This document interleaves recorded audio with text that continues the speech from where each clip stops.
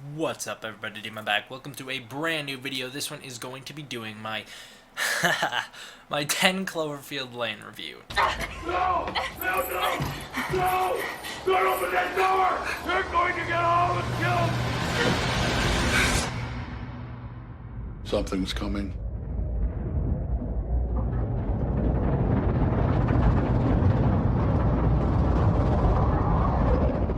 Now, you might be thinking, why are you doing a 10 Cloverfield Lane review? Okay, so 10 Cloverfield Lane I saw in theaters. I saw it the same day I saw Batman v Superman. Me and my dad, we saw both the movies, one after another, and I expected to just go into 10 Cloverfield Lane and hate it after seeing the first movie, which the first Cloverfield sucked. Alright, so I expected to hate 10 Cloverfield Lane, but I thought I would like Batman v Superman. It was the opposite way around. I hated Batman v Superman. That is an awful movie. Sorry if anyone liked it, that's your opinion. I'm not here to bash on that. I'm just here to say I didn't like it. But 10 Cloverfield Lane, on the other hand, I walked out of there being very impressed with that movie. So then I did my Batman v Superman review that night, and in it I mentioned I'm going to do my 10 Cloverfield Lane review following the Batman v Superman review. So the two movies that I went and saw were Batman v Superman and 10 Cloverfield Lane. Now, surprisingly, this took me completely off guard. Out of the two movies I went and saw today, I liked 10 Cloverfield Lane a lot more than Batman v Superman. Well, now we're at the tail end of 2016. By the tail end, I mean whatever day this video goes up. I think it's going up the 30th, which means there's one day left in the year for me to do this video and still have it be somewhat relevant. I mean, it's not. This is a completely outdated review. I missed my mark on this one. That's my bad. Okay, but I still wanted to do the review in 2016 just because it's a good movie and I want to talk about it. So I could attempt to read the notes that I took in the movie theater. I'll let you guys see these notes because they are not very good. So I could attempt to read these and try and give you guys a plot synopsis for the movie, but I really don't think that's necessary. I mean, the movie has been out for almost a year, pretty much. In a couple months, it will have been out for a year. So I'm not going to go into a plot synopsis because if you haven't seen it at this point, that's your bad. I mean, I took those notes under the assumption that, okay, I saw the movie Batman v Superman's opening day, which meant it was still in theaters and it was still, like, just getting started. So I took down the notes assuming that a lot of people won't have seen this movie yet. You guys, if you haven't seen the movie, go check it out. Don't watch this review. There's going to be spoilers. Alright, so the people who have left, and no one actually left because no one's going to watch this review. Alright, good. So 10 Cloverfield Lane. It's a really good movie. Honestly, I like it a lot.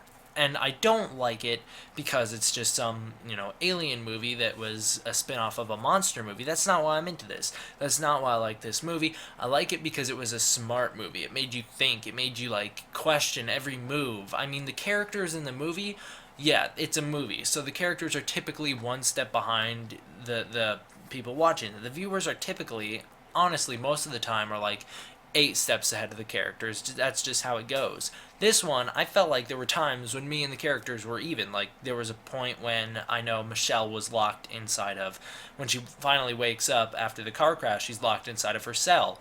First thing I'm thinking, I'm going to grab this crutch, use it as some sort of weapon once she gets it. And then also what I was thinking is, I'm going to take this IV bag and figure out some sort of way. Maybe I can, do something with it, get my phone, whatever. All of a sudden, she does exactly that. She takes the IV bag, gets her phone, gets the crutches, sharpens it into a weapon. I mean, these are smart characters in this movie, and I really like that because of it. And Emmett is a very relatable character. I mean, he is the funny guy. He is trying to make the best out of a bad situation. They're stuck in there with this crazy guy, John Goodman, plays a character named Howard. Now, also, John Goodman's going to be in Skull Island, so watch for him in Skull Island. He was really good in this movie, so I have high hopes for Skull Island with him. But I mean, the characters, you can see them all being real people, which is also the scary part. I mean, you can picture Michelle being a real person just because she does realistic things. She understands the situation the same way a normal person would, and she works her way through it the same way a normal person would. Emmett, again, he is a normal person. He does things that a normal person would do. They're not idiots. They're not stupid characters who are like, oh, we're stuck in this mess.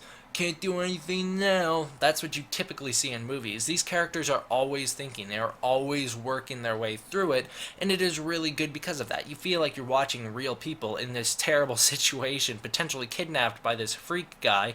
All of a sudden, you find out that, they're not actually kidnapped per se, but there is something terrible going on outside, whether it be a war or something. He's still not letting them leave, which is the bad thing. Then you find out that when Michelle goes and fixes the generator, you find out that he's a murderer and a kidnapper of children. That's a pretty big mind-blowing moment. I mean, I guess if you didn't see it coming. I didn't see it coming. I thought he was just going to be like a doomsday prepper kind of crazy guy. I didn't think he was going to be a murderer and a kidnapper before all that started. So, that's also the thing is, like I said, these are real people. That's freaky. There are people just like that in the real world, which is why it's like, you don't want to associate with this character. And then he shoots when he shoots Emmett in the face and Breaking Bad's him by putting him in a bucket of acid. That stuff, it's messed up, but it happens in the real world. So the thing is with this movie is there are smart characters who do things that people in the real world do, which is why I really liked it.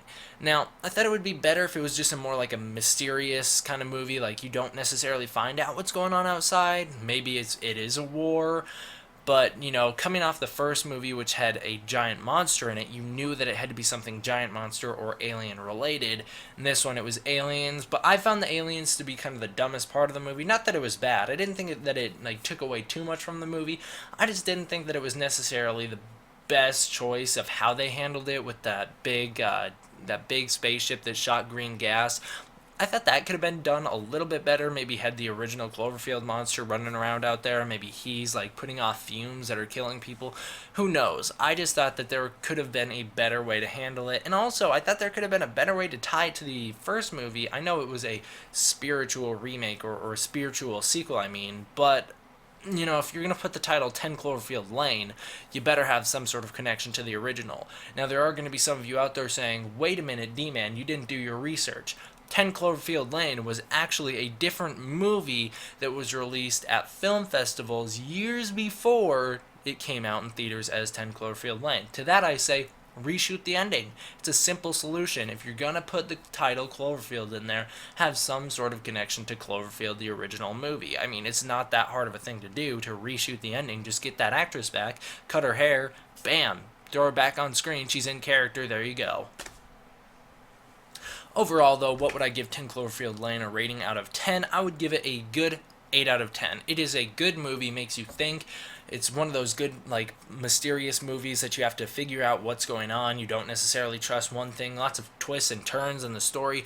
I liked it a lot, and I would recommend it to anyone who hasn't seen it. So if you are watching this review and you haven't seen it, sorry I spoiled it all for you. I warned you earlier, so you should have left, but you're still here, so go check out the movie. Do yourself a favor. It is really good. Thank you guys all for watching. I hope you enjoyed.